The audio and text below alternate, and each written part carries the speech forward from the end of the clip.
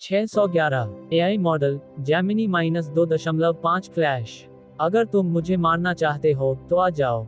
अगर मैं जरा भी भौहें चढ़ा लूं तो मैं सू नहीं हूं। सू चेन ने उन दोनों से दूरी बनाते हुए कहा। वह जर्जर कारखाने की इमारत से बाहर निकल गया। फिर वह मुड़ा और धुएं के एक झोंके की तरह भाग गया। 36 रणनीतियों में से सबसे अच्छी रणनीति भाग जाना है। गंभीर रूप से घायल एक ऐसे व्यक्ति का सामना कर रहा था जो अपने चरम पर उसका समकक्ष था, और एक और व्यक्ति जो समझ से परे था। वह इतना मूर्ख नहीं था कि वहीं रुककर लड़ाई करे। सू चेन की आवाज दूर से सुनाई दी। लुओ यान, तुमने मुझे जो चोट पहुंचाई है, मैंने उसे याद रखा है। मैं एक दिन इसका बदला जरूर लूंगा। और जू हाओ, तुम मेरा इंतजार करो। तुमने मेरे साथ जो कुछ भी किया है, मुझे सब याद है, और मैं तुमसे उसका 1000 या 10,000 गुना बदला लूंगा। आवाज धीरे धीरे धीमी होती गई और अंत में गायब हो गई। कारखाने की इमारत में सन्नाटा छा गया। मैंने वो सब कुछ कर दिया है जो आपने मुझसे करने को कहा था। मुझे उम्मीद है कि आप अपना वादा निभाएंगे और शियाओ याओ को नुकसान नहीं पहुंचाएंगे। लुओ यान ने गुस्से से भरी निगाहों से जू हाओ को देखा। वह निराश होकर बाहर चला गया। उसके पीछे से एक धीमी सी आवाज आई। तुम कहाँ जा रहे हो? शो तो अभी शुरू ही हुआ है। 228 चूहे पकड़ने का खेल, छोटी चाची और बेटी की देखभाल, अपनी मर्जी से काम करना। तुम कहाँ जा रहे हो? शो तो अभी शुरू ही हुआ है। जू हाओ की आवाज सुनकर बाहर जा रहा लुओ यान अचानक रुक गया और पीछे मुड़ गया। उसने हैरानी और गुस्से से जू हाओ की तरफ देखा। मैंने वो सब कुछ कर दिया जो तुमने मुझसे करने को कहा था। अब तुम्हें और क्या चाहिए? मैं अब सू चेन से निपटने में आपकी मदद नहीं करूंगा। उसकी आवाज क्रोध और घृणा से भरी हुई थी। जू हाओ द्वारा सू चेन से निपटने के लिए 2 बार धमकी दिए जाने के बाद लुओ यान को लगा कि उसे फिर से धमकी मिलने वाली है। ओह, जू हाओ ने अपनी पलकें थोड़ी सी उठाईं। अगर ऐसा है तो तुम किसी काम के नहीं हो। आपके विचार से बेकार कचरे का क्या किया जाना चाहिए? लुओ यान ने पहले तो कोई प्रतिक्रिया नहीं दी। जू हाओ के ठंडे और चंचल भाव को देखकर वह अचानक समझ गया। उन्होंने अनिश्चितता और आश्चर्य के साथ कहा, तुम मुझे मारना चाहते हो? ताली बजाओ। जू हाओ ने उंगलियां चटकाईं। बधाई हो, आपने सही अनुमान लगाया। अफसोस की बात है कि इसके लिए कोई इनाम नहीं है। लुओ यान का दिल बैठ गया और उसकी आंखें ठंडी पड़ गईं। उसके पैर थोड़े मुड़ गए और उसका शरीर तनावग्रस्त हो गया। वह लगातार जू हाओ के हमले की आशंका में सतर्क रहता था। उसने उपहास किया, मैं मानता हूं कि तुम मजबूत हो और मैं तुम्हारा मुकाबला नहीं कर सकता, लेकिन मैं भी कमजोर नहीं हूं। मुझे जान से मारने के बारे में सोचना मुझे तुम्हारी नजरों में बिल्कुल भी नहीं रखता। लुओ यान को बेहद दुख हुआ। पीछे मुड़कर सोचने पर अंधकार में संसार जैसी क्रूर जगह में भी उसके सामने किसी की भी धृष्टता दिखाने की हिम्मत नहीं होती थी।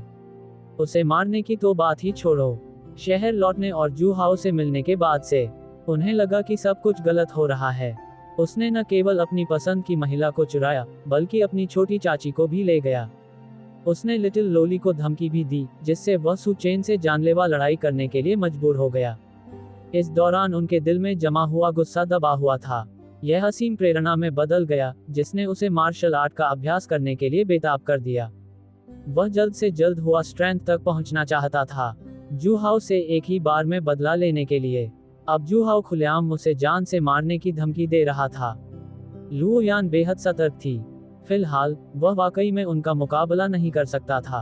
और जू हाओ तो समझ से परे था। वहां होन कियांगवेई भी था, जो शारीरिक शक्ति में उसके बराबर था। अगर वे सचमुच लड़ते तो वह निश्चित रूप से यहीं रह जाता। उसे अभी भी जू हाओ से बदला लेना था। वह मरने के लिए कैसे तैयार हो सकता है? बोलने के बाद लुओ यान की आंखें झपकी और उसने सूक्ष्मता से आसपास के वातावरण का जायजा लिया। जर्जर हो चुकी फैक्ट्री की इमारत में केवल एक ही निकास द्वार था। वह अपने पैरों से थोड़ा बल लगा रहा था, किसी भी क्षण भागने के लिए तैयार था। लुओ यान मूर्ख नहीं थी। वह तब भी वहीं रुका रहा जब उसे पता था कि उसकी मृत्यु निश्चित है। सू चेन की तरह ये भी महज एक अस्थायी वापसी थी। इसमें शर्म की कोई बात नहीं थी। हे, जू हाओ हल्के से मुस्कुराया। माफ करना, मैंने सचमुच तुम्हें अपनी नजरों में नहीं लिया। लुओ यान का चेहरा पीला पड़ गया था और उसने गुस्से से कहा, लोग कर्म करते हैं और स्वर्ग देखता रहता है। जू हाओ, तुमने बहुत से बुरे काम किए हैं और तुम्हें देर सवेर इसका दंड भुगतना पड़ेगा। भविष्य में हमारे हिसाब किताब का इंतजार करो। अगर तुमने मेरी झाओ लिंग एयर पर हाथ लगाने की हिम्मत की तो मैं तुम्हारे पूरे शू परिवार का सफाया कर दूंगी और तुम्हारी जिंदगी मौत से भी बदतर बना दूंगी। एक वाक्य अधूरा छोड़ते हुए इसके बाद लुओ यान ने अपने पैर की उंगलियों को थपथपाया। उसका पूरा शरीर एक धुंधली छवि में तब्दील हो गया और वह परित्यक्त कारखाने की इमारत के बाहर एकमात्र निकास द्वार की ओर तेजी से दौड़ने लगा। वह सचमुच भाग गया। उसे न केवल भागने की जरूरत थी बल्कि उसे बहुत दूर भागने की भी जरूरत थी। जू हाओ के मन में उसके प्रति जान से मारने की भावना पहले से ही विकसित हो चुकी थी। अगर वह शहर में ही रहता, जू परिवार की प्रबल ऊर्जा के बल पर वे उसे अवश्य ढूंढ निकालेंगे। विदेश में अंधेरी दुनिया में वापस भाग जाना ही सबसे अच्छा विकल्प था। लुओ यान जानता था कि उसकी अपनी ताकत अपर्याप्त है। प्रशिक्षण के लिए डार्क वर्ल्ड में वापस जाना बेहतर होगा। सफलता मिलने के बाद मैं जू हाओ से हिसाब बराबर करने के लिए वापस आऊंगा। जहां तक उसके जाने की बात है, अपनी छोटी चाची और उसकी बेटी के असुरक्षित होने के कारण जू हाओ और भी अधिक लापरवाह हो जाएगा। इसलिए उसने धमकी दी। उसने इसका हल निकाल लिया था। जू हाओ की विश्वसनीयता बिल्कुल भी नहीं थी। अगर वह उसे काम पूरा करने में मदद भी करता तो भी वह अपना वादा नहीं निभाता। वह फिर भी उस छोटी लड़की के पीछे जाएगा। उसके वहां रहने से भी कोई सुरक्षा नहीं मिलेगी। उसे धमकाना बेहतर होगा, शायद इससे जू हाओ सतर्क हो जाए। जू परिवार एक बड़ा व्यवसाय है। भले ही जू हाओ शक्तिशाली हो, लेकिन हुआ जिनके हत्यारे द्वारा निशाना बनाए जाने पर वह जरूर बेचैन होगा, है ना? वह गलत नहीं था। वास्तव में एक शीर्ष हत्यारा अंधेरे में छिपा हुआ था। जू हाओ को यह थोड़ा मुश्किल लगा, बस थोड़ा सा, बस इतना ही। हालांकि जाहिर है कि वह ऐसा होने नहीं देगा। छोड़ना चाहते हैं? क्या आपने मुझसे पहले पूछा था? जू हाओ के चेहरे से मुस्कान नहीं हटी। टेलीपोर्टेशन सक्रिय हो गया और उसकी आकृति हवा में गायब हो गई। अगले ही पल वह कारखाने के दरवाजे पर लुओ यान से एक कदम आगे प्रकट हुआ। उसने अपना पैर उठाया और तेजी से पास आ रही लुओ यान को लात मारी। लुओ यान एक शीर्ष हत्यारा था जो अविश्वसनीय रूप से फुर्तीला था। जू हाओ के जानलेवा दबाव के तहत उसकी हुआजिन तकनीक का प्रयोग शुरू हुआ। यहाँ तक कि हुआजिन शिखर का विशेषज्ञ भी उसे पकड़ नहीं पाएगा। फिर भी इतनी अविश्वसनीय गति के बावजूद जू हाओ ने आसानी से उसकी बराबरी कर ली। वह अचानक उसके सामने प्रकट हो गया। ऐसा लग रहा था मानो वह हमेशा से वहीं खड़ा रहा हो, कभी गया ही न हो। अपनी अत्यधिक गति के कारण लुओ यान रुक नहीं सका और उन्होंने समय पर प्रतिक्रिया भी नहीं दी। जू हाओ ने उसे लात मारी और वह पीछे की ओर उड़कर गिर गया। बैंग बैंग बैंग, वह 3 दीवारों को तोड़ते हुए अंततः रुका। खांसी खांसी, लुओ यान ने अपनी छाती पर हाथ रखा, धीरे धीरे खड़ा हुआ और कई घूंट खून खांसकर बाहर निकाल दिया। उसे ऐसा महसूस हुआ जैसे उसके आंतरिक अंग अपनी जगह से हिल गए हों। जू हाओ की उस लात से उसकी कई पसलियां चकनाचूर हो गई थीं। हालांकि लुओ यान ने अपनी चोटों पर ध्यान नहीं दिया। उसने सदमे भरे चेहरे से जू हाओ की ओर देखा। जू हाओ की गति इतनी तेज कैसे हो सकती है? जू हाओ की ताकत के बारे में उनकी समझ एक और स्तर तक बढ़ गई थी। जू हाओ की अविश्वसनीय गति का तो जिक्र ही नहीं करना चाहिए। जू हाओ की किक पर ही गौर करें। इस समय उसकी रफ्तार किसी स्पोर्ट्स कार से भी तेज थी। उसके रास्ते में आने वाली हर चीज चकनाचूर हो जाएगी। लेकिन जू हाओ ने एक ही बार में उसे पीछे धकेल दिया। कोई कल्पना कर सकता है कि यह कितना भयावह रहा होगा। अगर जू हाओ द्वारा प्रदर्शित आभा, जो कि उसके समान ही थी, न होती तो हुआजिन ... उसे लगा होगा कि जू हाओ ने हुआ शक्ति को पहले ही भेद दिया है। ये शक्ति ऐसी चीज नहीं थी जो हुआ स्ट्रेंथ के विशेषज्ञ के पास हो सकती थी। डिंग, लुओ यान को गहरा सदमा लगा। भावनात्मक स्तर जोड़ 888। डिंग, होन कियांग वेई अविश्वास में है। भावनात्मक मूल्य जोड़ 888। सिर्फ लुओ यान ही नहीं, बल्कि और भी लोग हैरान थे। होन कियांग वेई को तो और भी ज्यादा अविश्वास हुआ। लुओ यान को भागते देख उसने सहज ही अपनी पूरी गति लगा दी और लुओ यान का पीछा करने लगी। लेकिन इससे पहले कि वह दूरी कम कर पाती, उसने देखा कि जू हाओ लुओ यान के सामने प्रकट हो गया। वह भी अभी जू हाओ के साथ थी। जू हाओ उसके पास से कैसे गुजरा? होन कियांग वेई ने तो परछाई तक नहीं देखी थी। ऐसा लगा मानो वह अचानक कहीं से प्रकट हो गया हो। यह ऐसी गति नहीं थी जिसे कोई मनुष्य प्राप्त कर सके। और जिस लात से लुओ यान हवा में उड़ गई, उसने उसे बेहद आश्चर्यचकित कर दिया। दरअसल यह उतना बड़ा चढ़ाकर नहीं बताया गया था जितना उन्होंने सोचा था। जू हाओ की शक्ति अभी भी हुआ जिनके स्तर पर थी। हालांकि उनकी कई प्रतिभाओं के कारण और बल प्रयोग की विभिन्न तकनीकों के बल पर उसकी वास्तविक शक्ति उसके दायरे से कहीं अधिक थी। सारे विचार एक पल में कौंध गए। होंग कियांगवेई ने तुरंत प्रतिक्रिया दी। इसके बाद उसने आगे बढ़कर लुओ यान को गिरफ्तार करने की तैयारी की। इंतजार। जू हाओ ने उसे पुकारा। होंग कियांगवेई रुक गए। उसने देखा कि जू हाओ ने किसी समय अपने हाथ में एक छोटी सी तलवार निकाल ली थी। उसने गेंद होंग कियांगवेई की ओर उछाल दी। ये छोटा ब्लेड भी सिस्टम से लिया गया था। इसे दैवीय हथियार माना जा सकता है। यह मैंडरिन डक टैंग स्वॉर्ड से बदतर नहीं था। यह उनके ईश्वर हत्यारे खंजर की बराबरी नहीं कर सकता था। होंग कियांगवेई ने अपना हाथ उठाया और तलवार की मूठ को पकड़ लिया। ये छूने पर ठंडा था और उसके हाथ में बहुत आरामदायक महसूस हो रहा था, जैसे कि वह उसकी बांह का ही एक हिस्सा हो। उसे देखते ही उससे प्यार हो गया। ब्लेड को दोबारा देखने पर कारखाने की खिड़कियों से सूरज की किरणें अंदर आ रही थीं। ब्लेड पर गिरना, ये ठंडी रोशनी से जगमगा रहा था जो आंखों को चकाचौंध कर रही थी। दिव्य हथियार। उसके मन में एक विचार आया। वह कई वर्षों से अंधकार में संसार में थी। उसे कुछ रहस्य पता थे। उदाहरण के लिए, दिव्य हथियार। इसे अत्यंत मूल्यवान सामग्रियों से बनाया गया है, जैसे कि अलौकिक उल्कापिंडों से प्राप्त लोहा, बेहद तेज धार वाले, जो उन पर उड़कर आने वाले बालों को भी काट सकते हैं। ये सभी दिव्य हथियार अत्यंत मूल्यवान थे, उन गुप्त महाशक्तियों द्वारा नियंत्रित।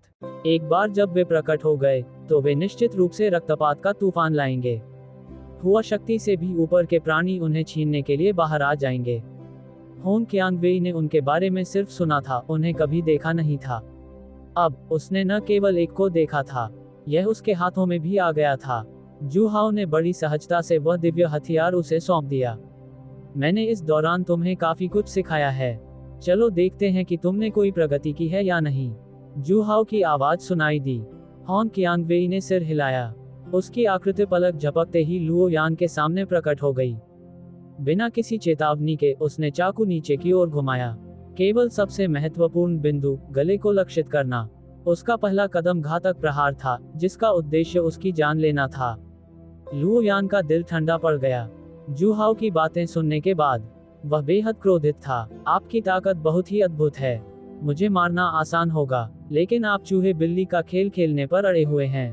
तुम खुद ऐसा नहीं करोगे, लेकिन तुम होंग कियांगवेई को मुझे मारने दे रहे हो। जू हाओ निश्चित रूप से जानबूझकर ऐसा कर रहा था।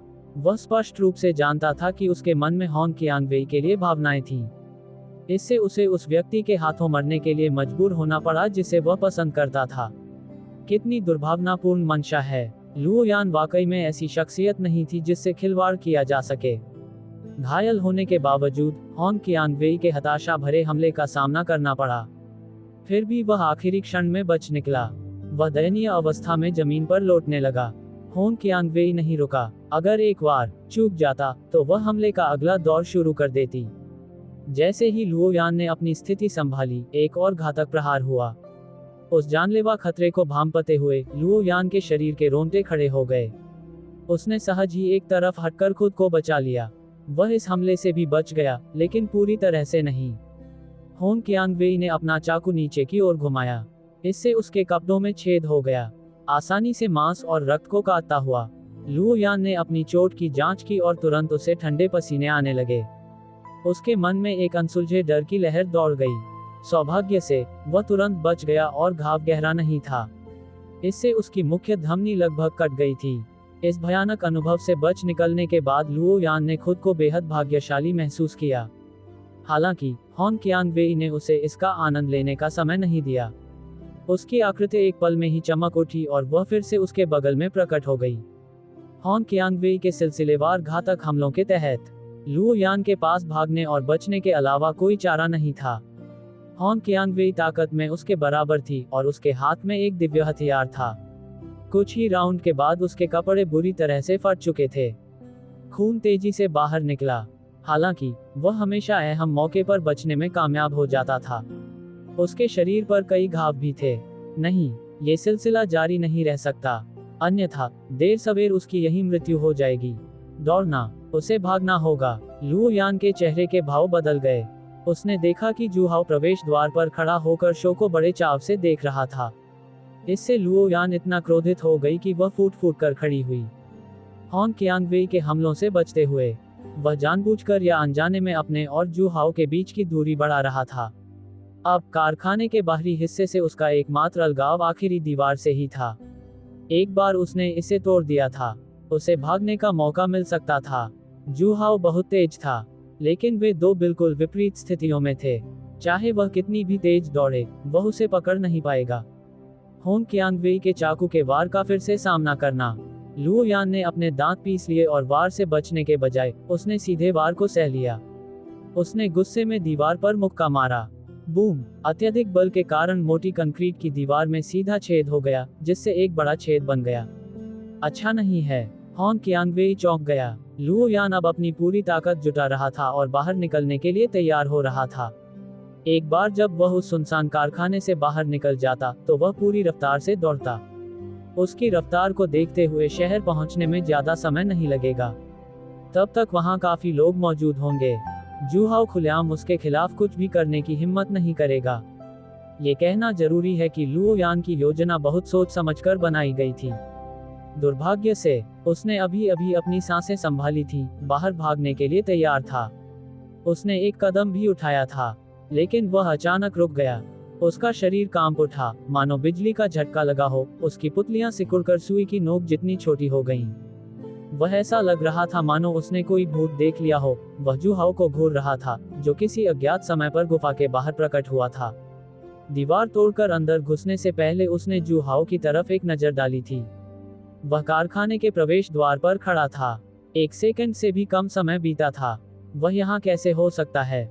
वह कारखाना बहुत बड़ा था, कम से कम 100 मीटर दूर। जू हाओ के शांत स्वभाव को देखकर यह निश्चित था कि वह सीधे दौड़कर छेद से अंदर नहीं घुसा होगा। जिसका मतलब था, वह बाहरी रास्ते से होकर आया था, जो काफी लंबा रास्ता था।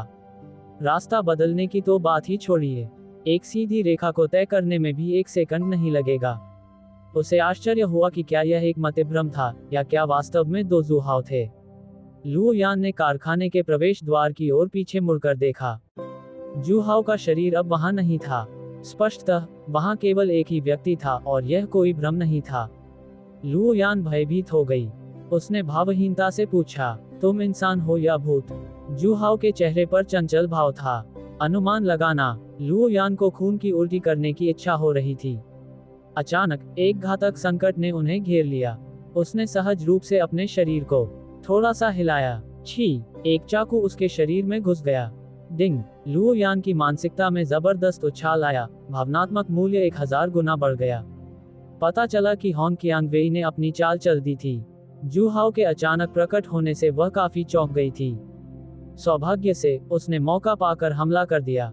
असल में उसके इस वार से लुओ यान का दिल छिद सकता था और उसकी तुरंत मौत हो सकती थी। लेकिन उन्होंने अहम मौके पर महत्वपूर्ण मुद्दे को नजरअंदाज कर दिया था। लुओ यान ने तुरंत हॉन कियांगवेई से दूरी बना ली। उसने जल्दी से अपने घाव को ढक लिया। उसने अपने कपड़े फाड़ दिए और अत्यधिक रक्तस्राव को रोकने के लिए उस पर बेतरतीब ढंग से पट्टी बांध दी। लुओ यान का मूड बेहद उदास था। उन्हें लग रहा था कि हालात बद से बदतर होते जा रहे हैं। जू हाओ की गति के आगे वह चाहकर भी भाग नहीं सकता था। उसने भागने की हर संभावना को पूरी तरह से खत्म कर दिया। लुओ यान की आंखें उग्र हो गईं और वह दृढ़ निश्चयी बन गईं। अगर उसकी मृत्यु भी हो जाती, तो भी वह जू हाओ को चैन से नहीं बैठने देता। वह पूरी जान लगा देगा। वूश! होन कियांगवेई ने फिर से हमला किया। उसने उसकी ओर चाकू से वार किया। घबराहट में लुओ यान ने अपने पैरों के पास एक लोहे की छड़ देखी। उसने झटपट उसे उठाया और अपने सामने पकड़ लिया। फुफकार! लोहे की कठोर छड़ को आसानी से काटा जा सकता था, जैसे चाकू से टोफू को काटा जाता है। 4.7 होन कियांगवेई के हाथ में मौजूद चाकू एक पल के लिए भी नहीं रुका। इससे उसकी छाती पर एक लंबा घाव हो गया। उसके पेट के अंदरूनी अंग लगभग बाहर निकल आए थे। लुओ यान बेहद भयभीत थी। उन्हें दैवीय हथियारों के बारे में भी जानकारी थी, और वे क्रोधित हुए बिना नहीं रह सके। वह पहले से ही बहुत बुरी तरह घायल था। होन कियांगवेई की ताकत अभी भी उससे कम नहीं थी। जू हाओ ने तो उसे उससे निपटने के लिए एक दिव्य हथियार भी दे दिया था। ये तो सरासर बदमाशी थी। इस अवसर का लाभ उठाते हुए होन कियांगवेई ने अपना पैर घुमाकर लुओ यान को लात मारी।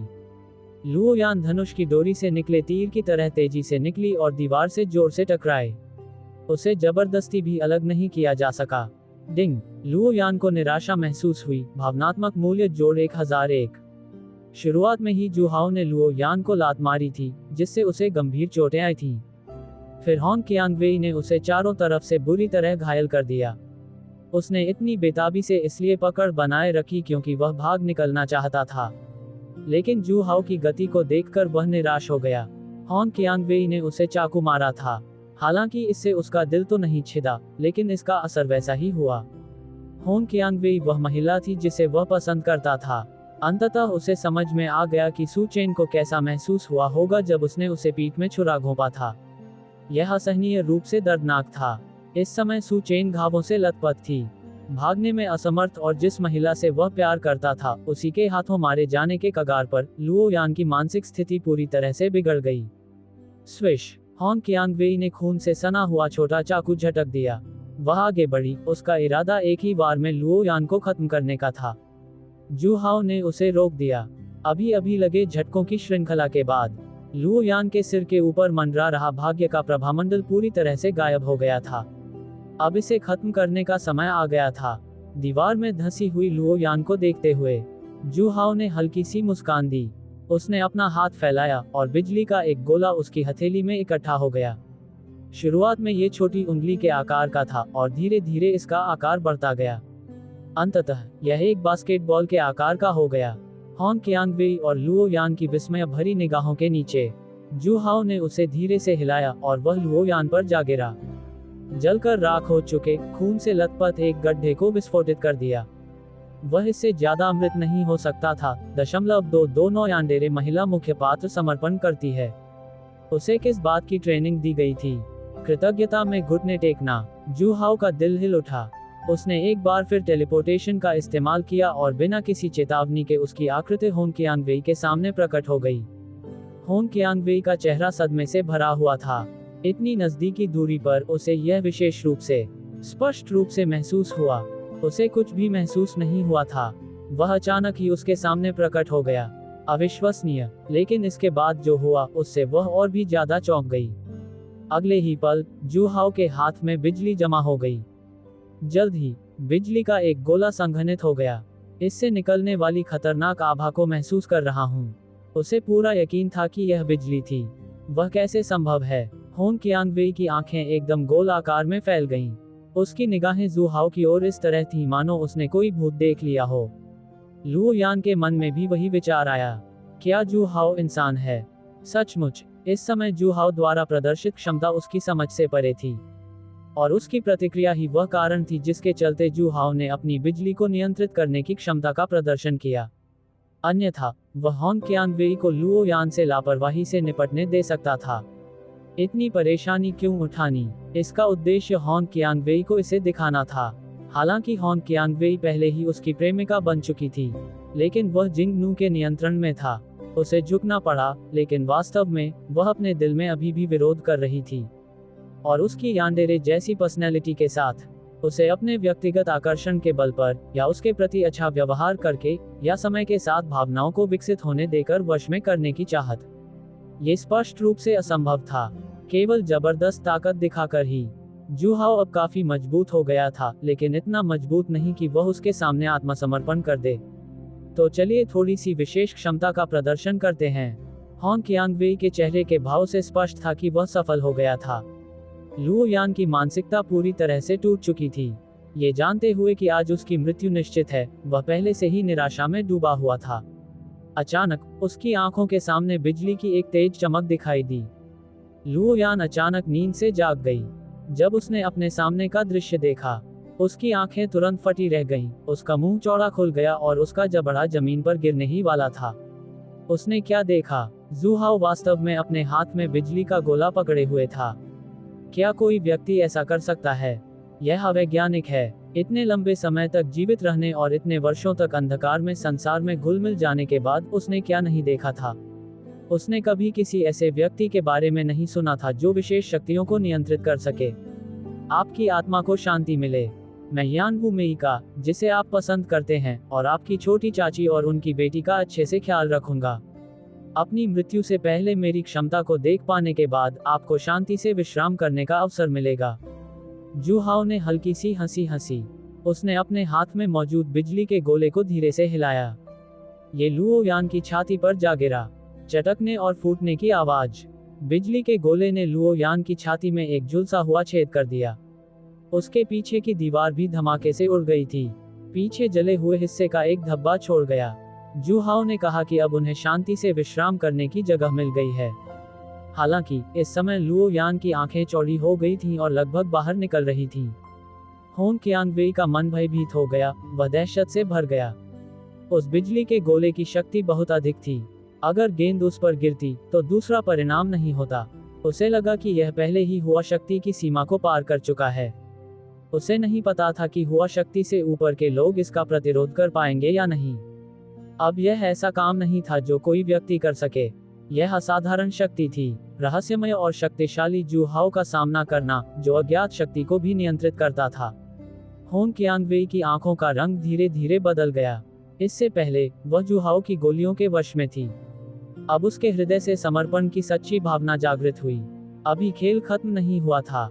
होंग कियांगवेई की चौंका देने वाली नजर के नीचे जू हाओ के हाथ ने एक बार फिर आग का गोला बना लिया। उसने उसे लुओ यान के शरीर पर फेंक दिया, जिससे वह पूरी तरह जल गया, शव नष्ट हो गया और सारे निशान मिट गए। वह न केवल बिजली को नियंत्रित करता था, वह आग पर भी काबू पा सकता था। हे भगवान, उसका ये स्वामी किस प्रकार का राक्षस था? नहीं, वह किस प्रकार का दिव्य प्राणी था? होंग कियांगवेई सदमे से सुन्न हो चुकी थी। विस्मय की गहरी भावना अनायास ही उत्पन्न हो गई।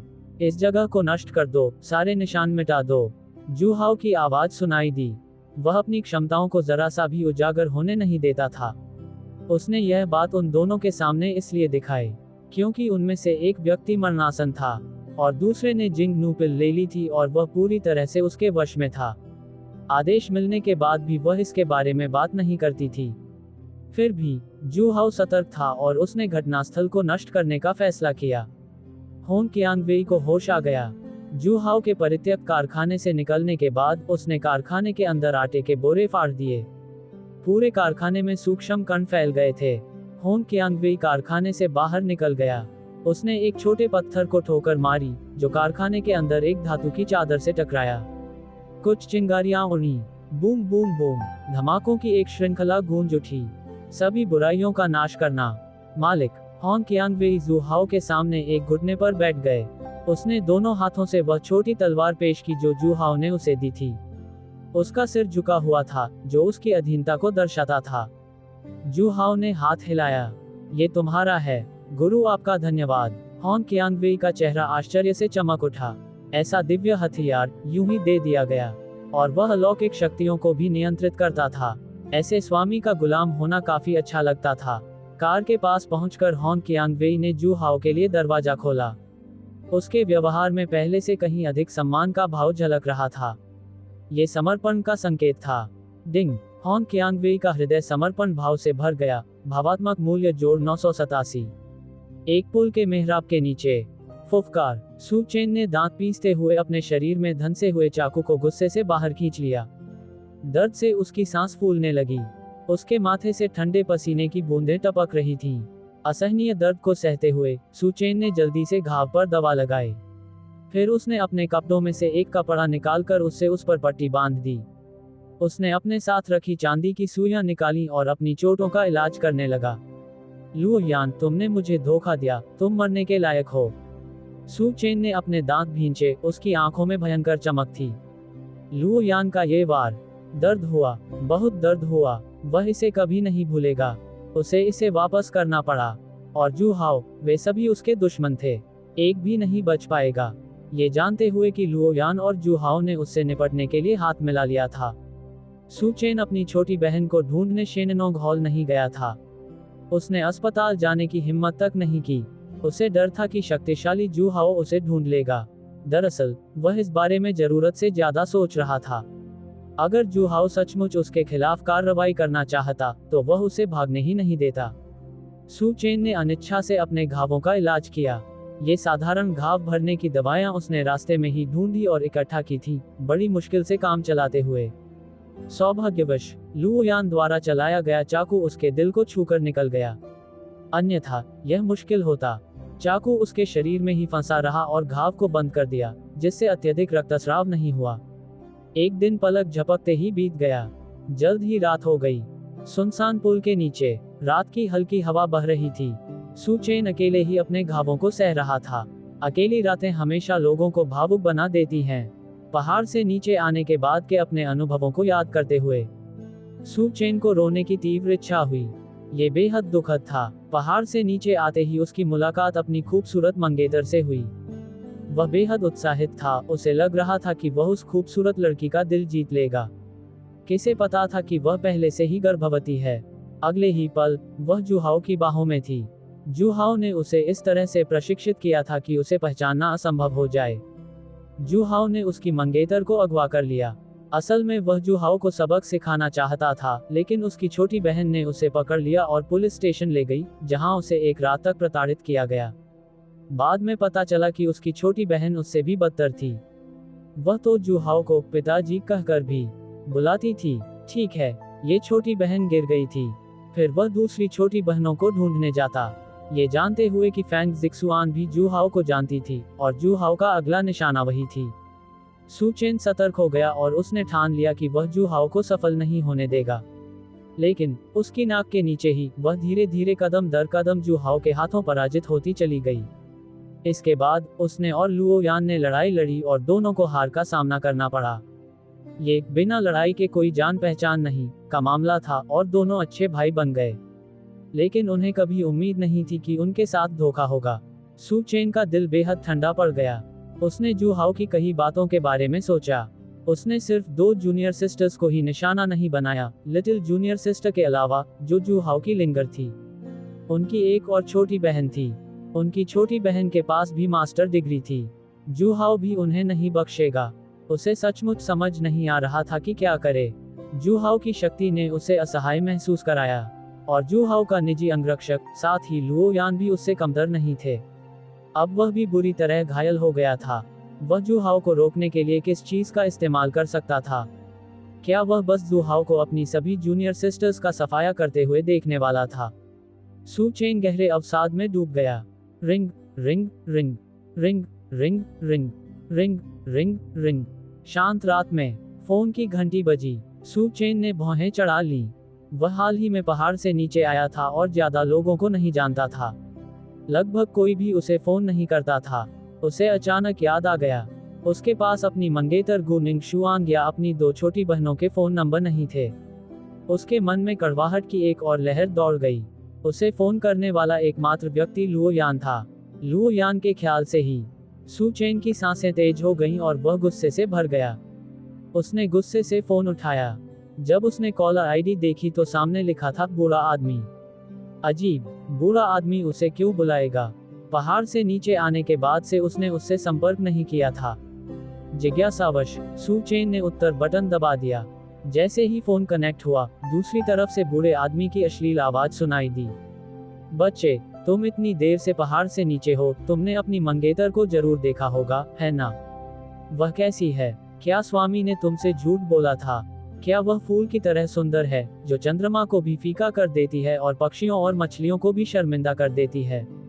बूढ़े आदमी को शुरू से ही पता था कि वह एक उभरती हुई खूबसूरत लड़की है। अरे, क्या तुमने अपनी छोटी बहनों को देखा है? मैं तुमसे कह रही हूँ, उन्हें तंग मत करो। अगर तुमने मेरी छोटी बहन को तंग किया और वो मुझसे स्पष्टीकरण मांगने आई, तो मैं तुम्हें आसानी से नहीं छोड़ूंगी। परिचित आवाज लगातार बड़बड़ाती हुई सुनाई दी।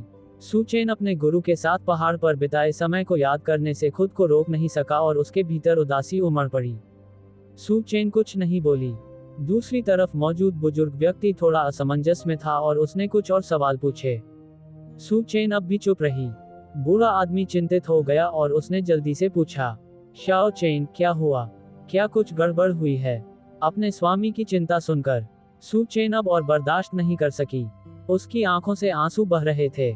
एक वयस्क व्यक्ति सचमुच रो पड़ा। एक आदमी के आंसू आसानी से नहीं बहते, केवल तभी बहते हैं जब उसका दिल सचमुच टूट जाता है।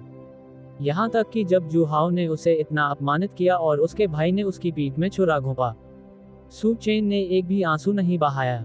लेकिन किसी प्रियजन की ओर से चिंता का एक शब्द सुनकर ही वह टूट गया। नोकिया फोन से आ रही धीमी सिसकियों की आवाज सुन रहा था। वह कामुक बूढ़ा आदमी उससे बार बार पूछता रहा कि आखिर चल क्या रहा है। क्या ऐसा हो सकता है कि उसे धमकाया गया हो? उसे कौन धमका सकता था? हुआजिन शिखर की शक्ति के साथ। जब तक उसका सामना किसी पुराने राक्षस से न हो जाए, तब तक वह शहर में तिरछे होकर चल सकता था।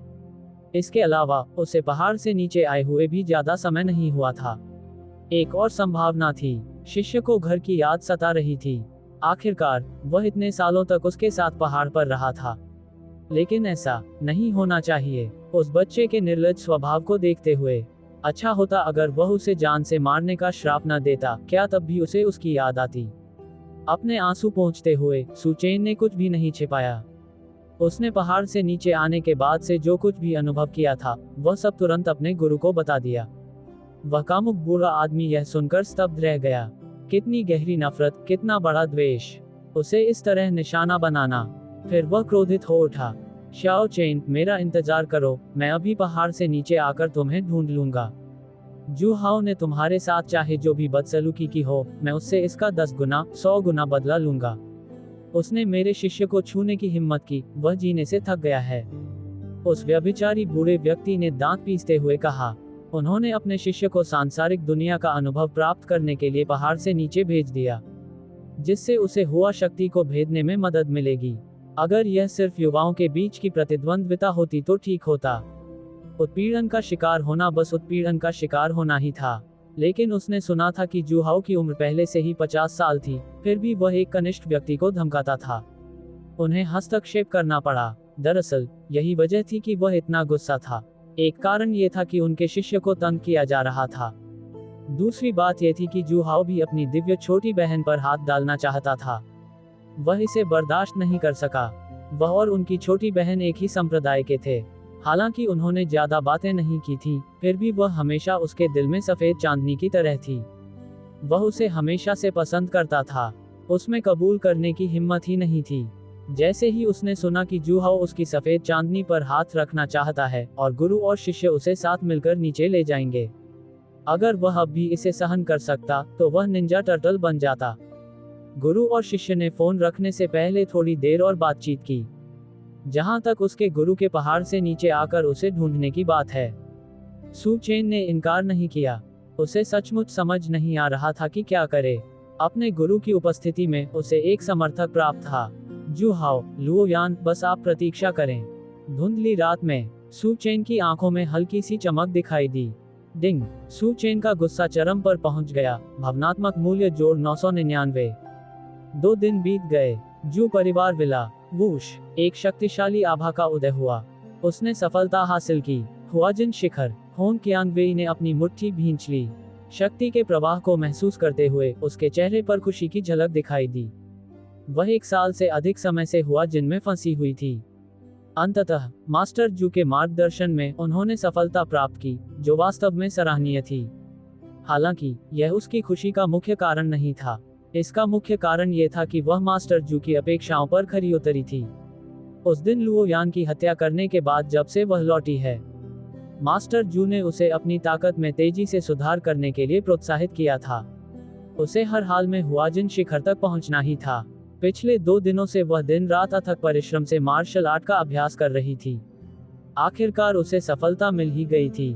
तुरंत ही होन कियांगवेई उत्सुकता से मास्टर जू के पास पहुंची, जो एक झूलती कुर्सी पर बैठे गर्म धूप का आनंद ले रहे थे। वह जमीन पर घुटनों के बल बैठ गई, थोड़ी सी प्रशंसा पाने की चाहत के साथ बोलते हुए, गुरुजी, होन कियांगवेई ने आपको निराश नहीं किया है।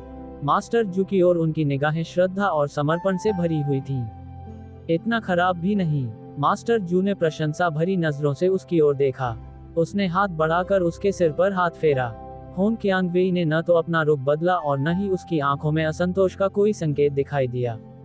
इसके बजाय वह एक बिल्ली के बच्चे की तरह शांत भाव से मास्टर जू की हथेली से लिपट गई। मास्टर जू मुस्कुराए। उसने अपने सामने मौजूद महिला मुख्य किरदार के गुणों के पैनल पर एक सरसरी नजर डाली। पिछली बार उनके शक्ति प्रदर्शन और पिछले 2 दिनों में उनके मार्गदर्शन के बाद इस यानडेरे हत्यारे ने पहले ही आत्मसमर्पण कर दिया था। अब वह उसे सुरक्षित रूप से आगे बढ़ने की अनुमति दे सकता था। मास्टर जू के विचारों में थोड़ी हलचल हुई। उसके हाथ में एक लोक भंग करने वाली गोली प्रकट हुई। क्षेत्र भेदने वाली गोली सेवन करने पर व्यक्ति सीधे एक लघु क्षेत्र को भेद सकता है। ये हुआ शक्ति को भेदने में भी प्रभावी है। मास्टर जू ने एक अपने लिए रख लिया। उसने 3 दिए थे। एक और वस्तु थी जिसे वह हॉन कियांगवेई को देगा। इसे खाए। अपने सामने रखी गोली को देखकर, जिससे एक समृद्ध औषधीय सुगंध आ रही थी, हॉन कियांगवेई ने जरा भी संकोच नहीं किया। उसने दायरे को तोड़ने वाली गोली उठाई, अपना मुंह खोला और उसे निगल लिया। उसके अंगों और हड्डियों में गर्म धाराएं दौड़ रही थीं, जो उसके शरीर को पोषण और रूपांतरित कर रही थी और लगातार उसकी शक्ति को मजबूत कर रही थी।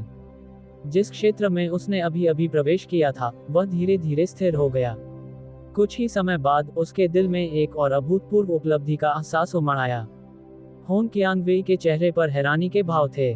उसके पास आगे सोचने का समय नहीं था। उसने तुरंत अपना ध्यान केंद्रित किया और सफलता के लिए तैयारी करने लगी। कुछ ही क्षणों बाद उससे एक अद्वितीय आभा निकली। उसने सफलता हासिल कर ली थी। हालांकि वह तैयार थी। उस अभूतपूर्व घटना की शक्ति इतनी अपार थी कि वह उसे नियंत्रित नहीं कर सकी। इससे उसके सारे कपड़े चूर चूर हो गए।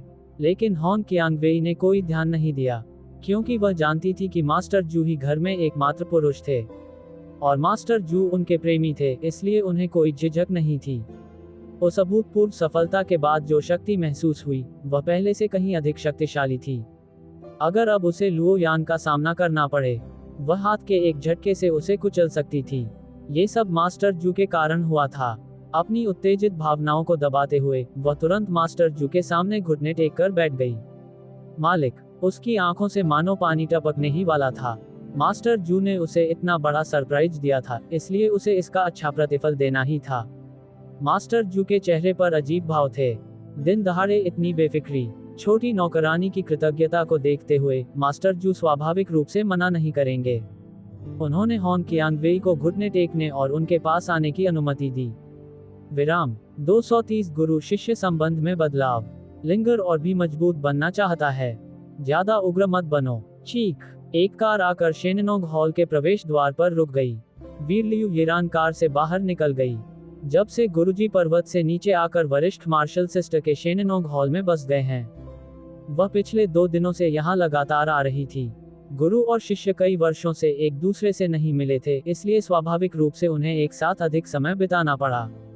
अपने गुरु शिष्य के बंधन को मजबूत करने के लिए मास्टर कई वर्षों से पहाड़ पर एकांत में रह रहे थे और उनका नीचे आना एक दुर्लभ अवसर था।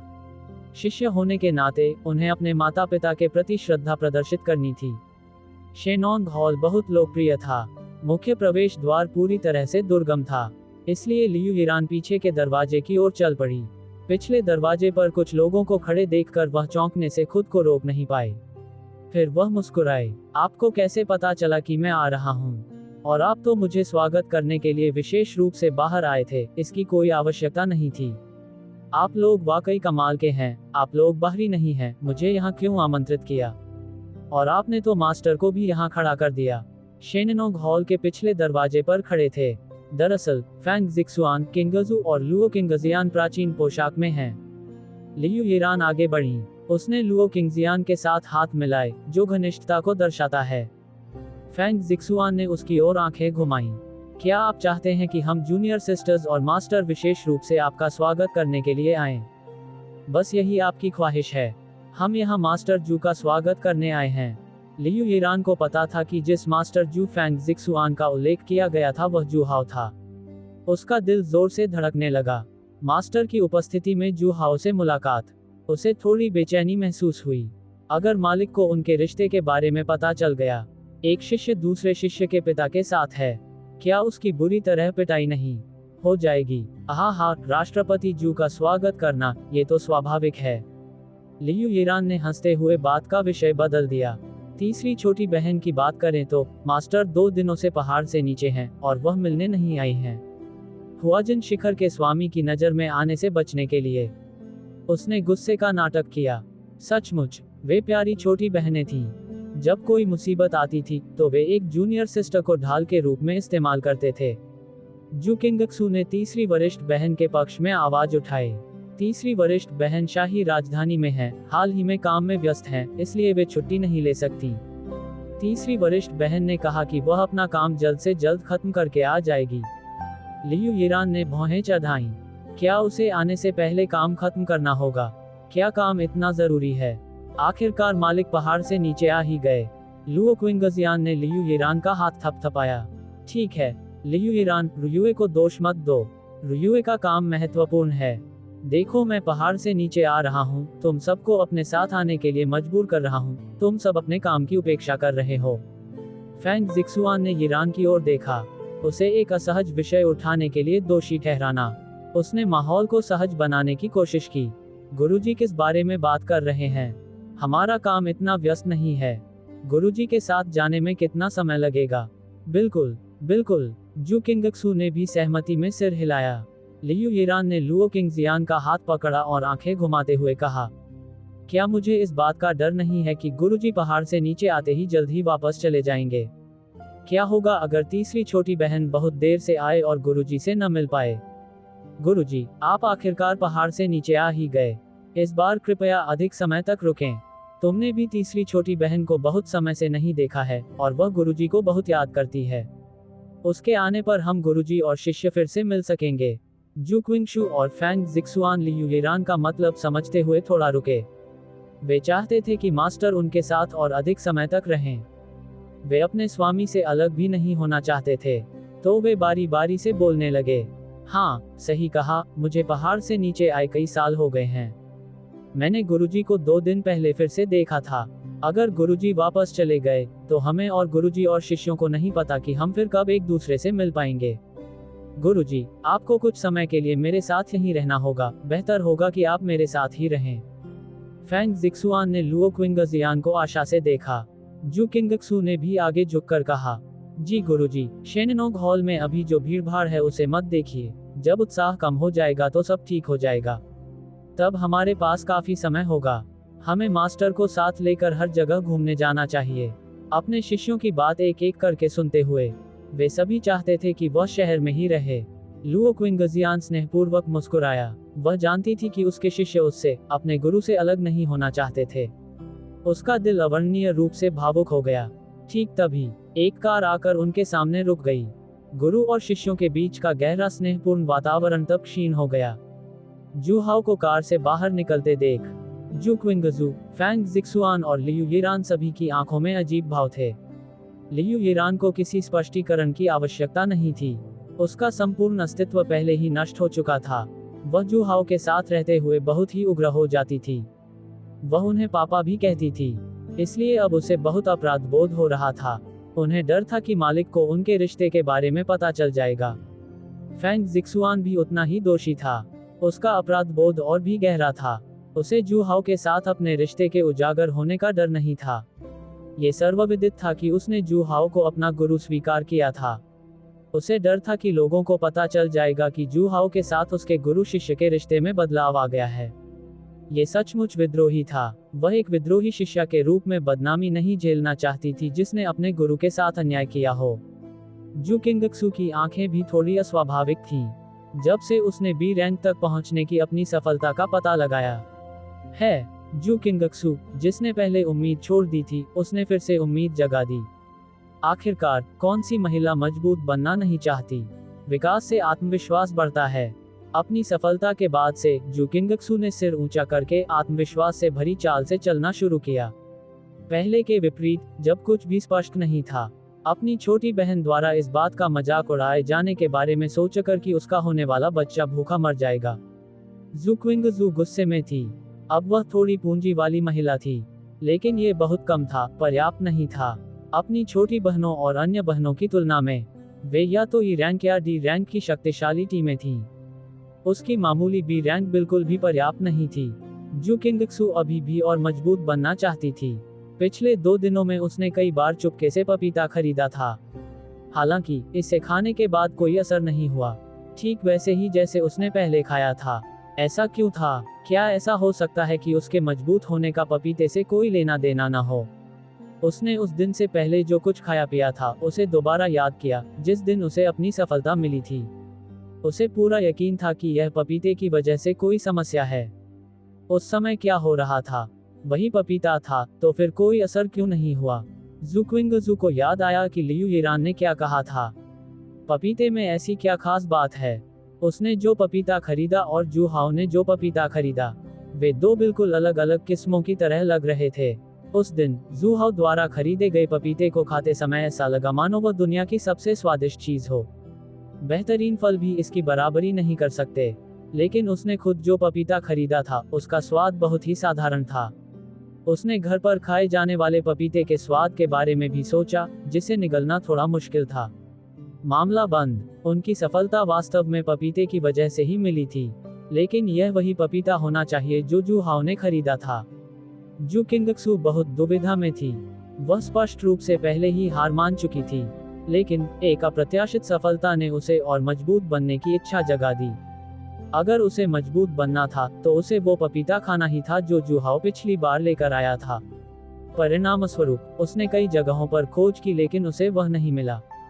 जू हाउ जिस तरह का पपीता लाया था वह न केवल ऑफलाइन उपलब्ध नहीं था, उसे यह ऑनलाइन भी नहीं मिला। इसमें कहा गया है कि पपीते का स्वाद सिर्फ पपीते का स्वाद होता है। लगभग सभी पपीते एक जैसे ही होते हैं।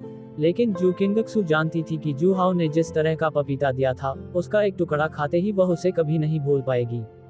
इसका साधारण होना असंभव था। जू किंगक्सू बहुत ही दृढ़ निश्चयी थी, उन्हें ये ऑनलाइन या ऑफलाइन कहीं भी नहीं मिला। उसने अपनी बहनों को इशारे करने शुरू कर दिए। उसे जो जवाब मिला वह भी यही था कि उन्हें नहीं पता। उन्होंने ये भी बताया कि जू हाउ अक्सर उनके लिए अजीबोगरीब स्नैक्स लाता था। फलों के अलावा कई तरह की मिठाइयाँ भी थीं। बिना किसी अपवाद के वे सभी बेहद स्वादिष्ट थे और उन्हें खाने से कुछ विचित्र प्रभाव हुए। जू किंगक्सू को तो और भी यकीन हो गया था कि यह जू हाउ द्वारा घर लाए गए पपीते का असर था। उसकी बहनों को भी नहीं पता था कि पपीता कहाँ से आया था। तब वह केवल जू हाउ से ही पूछ सकती थी। अगर उसे मजबूत बनना था तो उसे पपीता खाना ही होगा। वह केवल जाकर जू हाउ से ही पूछ सकती थी। लेकिन वह इतनी बेशर्म कैसे हो सकती है? शुरू में उसने छोटी बहन जू हुआई के शब्दों को समझा। जू हाउ ने उसकी दयनीय हालत देखी और उसे पोषण देने के लिए पपीता ले आया। वे एक मजाक थे। अब जब उसने इस बारे में सोचा तो उसे लगा कि यह वास्तव में संभव है। नहीं तो परिवार में इसे कैसे समझाएंगे? सौतेली माँ सू वान कियू और कई बहनें सभी शक्तिशाली विशेषज्ञ हैं। उन्हें पोषण की बिल्कुल भी जरूरत नहीं है। फिर भी जू हाउ पपीता लेकर आया। उसने इसे न तो जल्दी निकाला और न ही देर से। जब वह घर आई तो उसने खास तौर पर इसे बाहर निकाला।